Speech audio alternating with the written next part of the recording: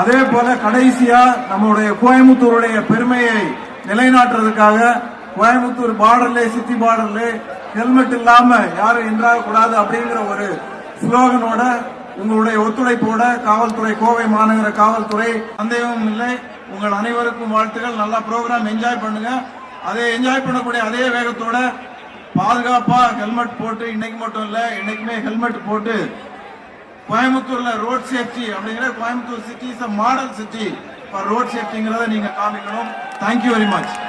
Thank you so much sir. இருக்கணும் அப்படிங்கறது நம்ம கமிஷனர் ஆஃப் போலீஸ் திரு வி பாலகிருஷ்ணன் அவர்களோட தலைமையில அவரோட இனிஷியேட்டிவ்ல அவரோட வேர்ட்ஸ்ல சொல்லணும்னா ஆக்சிடென்ட்ஸ் நடக்கிறத தாண்டி ஹெல்மெட் வைக்கலன்னு தான் அதோட ஃபேட்டலிட்டி ரேட் ரொம்ப ரொம்ப ஹையா இருக்கு அப்படின்னு சொல்றாரு. சோ அதுக்காகவே நோ ஹெல்மெட் நோ என்ட்ரி அது ரெஸ்பான்சிபிலிட்டியா நம்ம பார்க்கணும். ஒரு ரெஸ்பான்சிபிளான செலிப்ரேஷனா இருக்கணும் அப்படிங்கிறது தான் இந்த ரோட் சேஃப்டி கேம்பெயினோட ரொம்ப ரொம்ப முக்கியமான ஒரு எய்ம்.